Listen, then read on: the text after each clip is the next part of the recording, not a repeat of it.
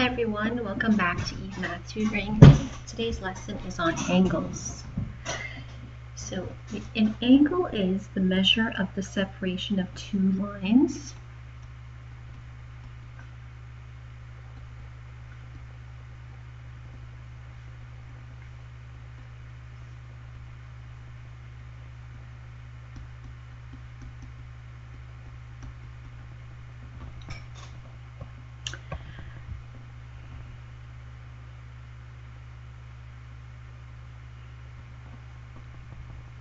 So it's the measure of the separation of two lines originating from a common point, which is referred to as the vertex of the angle. So if we were to draw it, we would have the following diagram.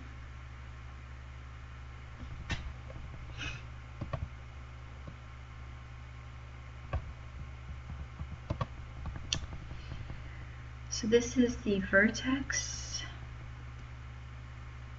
and this part is the actual measure of the angle, so how far away the two lines are from each other.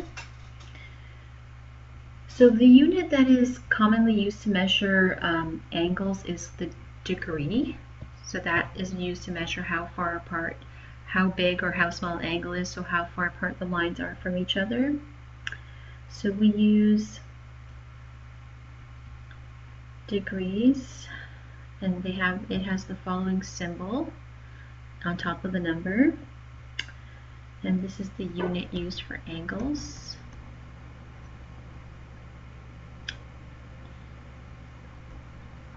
It's used to measure angles.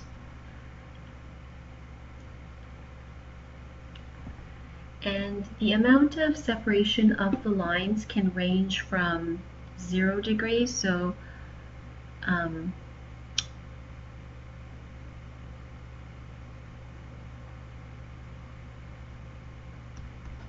or angle measure ranges anywhere from 0 degrees to 360 degrees, which is a full circle. So if you start from 0, if you go all the way around in a full circular motion, you will get 360 degrees. Okay?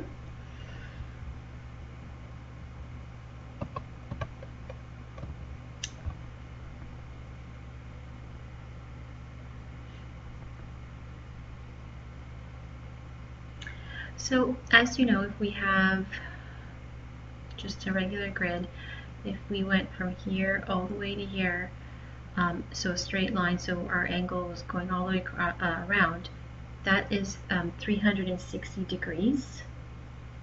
So we use these lines to measure angles. So for example, if you have a perfect right angle like this, this angle measures 90 degrees. That's a perfect right angle, and we represent 90 degrees with a square in mathematics. You'll see it commonly in trigonometry or other topics. So the little square, it always represents 90 degrees. Sometimes you'll see it inside a triangle when you're solving right triangles, etc. So a smaller half of 90 degrees, so say you have a half of 90 degrees, that would be, so exactly halfway would be, the measure of this angle would be 45 degrees. A smaller angle like this would be 30 degrees. Okay? An angle closer to 90, something like that, maybe closer to 90 would be 60 degrees. So those are different types of angles, and if you sometimes have an angle that is greater than 90 degrees, so just put a dotted line here. So if you have the starting part here, and actually let's make this a dotted line.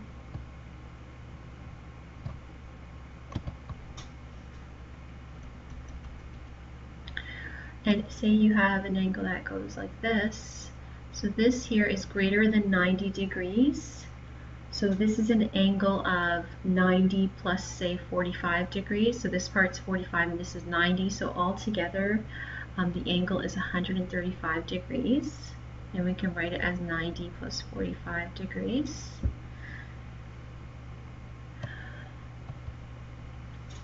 A straight line measures 180 degrees, and that's because it's 90 degrees plus another 90. If we drew a dotted line in the middle, we could see that it is two 90-degree angles. If we were to measure an angle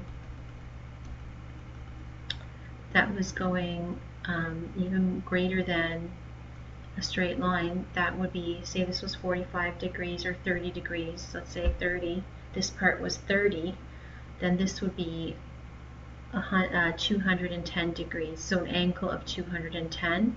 And the arrow would show you where you would start, because you could easily confuse it for this part, like an upside down angle.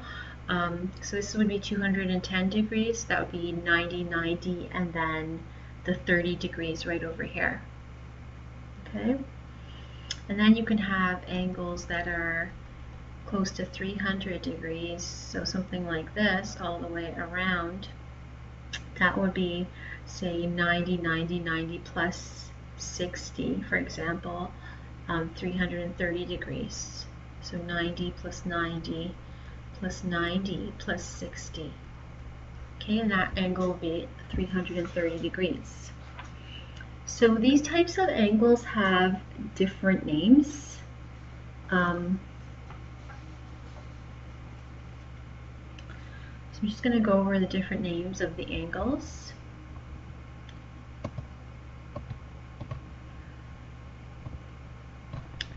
So any angle that is less than 90 degrees, so an angle between 0 degrees and 90 degrees is called an acute angle. So that's what we call angles that are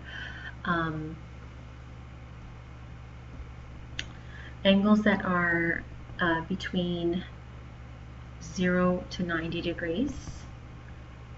An angle that measures exactly 90 degrees is referred to as a right angle.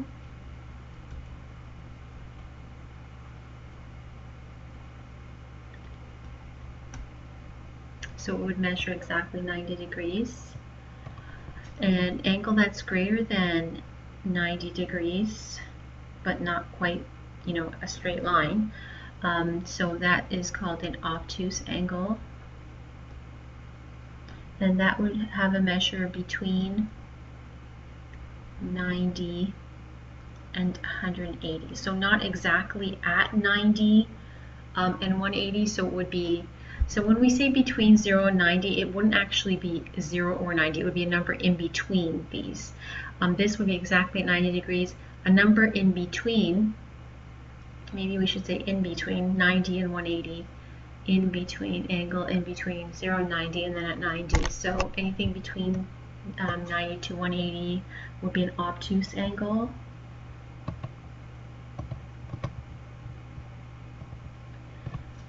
A straight angle is just a straight line, so an angle measuring 180 degrees is referred to as a straight angle. The angles which are greater than straight lines, something that measures even more than 180 degrees, so in between 180 and 360, that is called a reflex angle.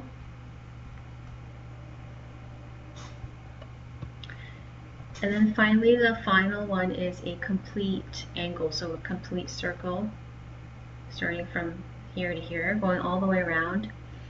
That is called a complete angle, and that is an angle having a measure of 360 degrees. So the amount of separation between two lines can measure anywhere from 0 degrees to 360 degrees.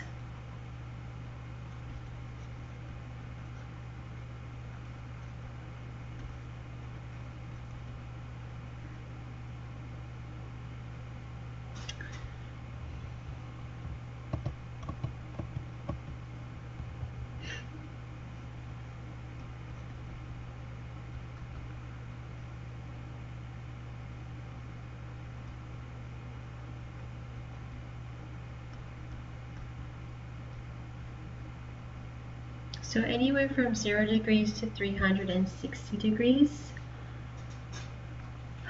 is the amount of separation between two lines. And just some more terminology with angles. So if we have, okay, now when two separate angles, so two angles, so we'll call one angle theta, that's commonly used for angles, and the other one we can call beta, okay? So theta and beta. So two angles that when you add them up equal to 90 degrees are called complementary angles.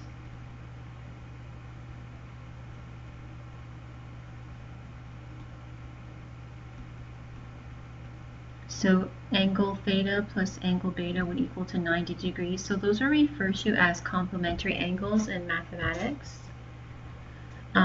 Two angles that add up to 180 degrees are called supplementary angles.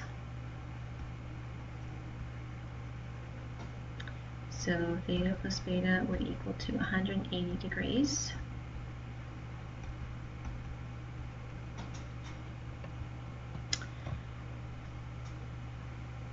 And two angles are said to be adjacent, so beside each other when they have one arm in common. So when you say that two angles are adjacent, that just means they are alpha. We'll use alpha and beta. So they are, actually that looks more like a gamma. It should be an alpha, sorry. Alpha and, okay, I'm just going to redo that one.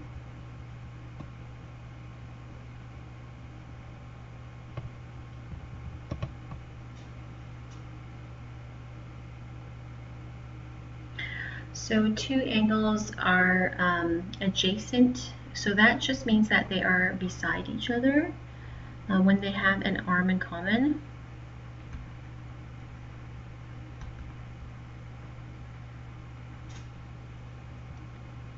And they are said to be adjacent. Okay. And finally, if we have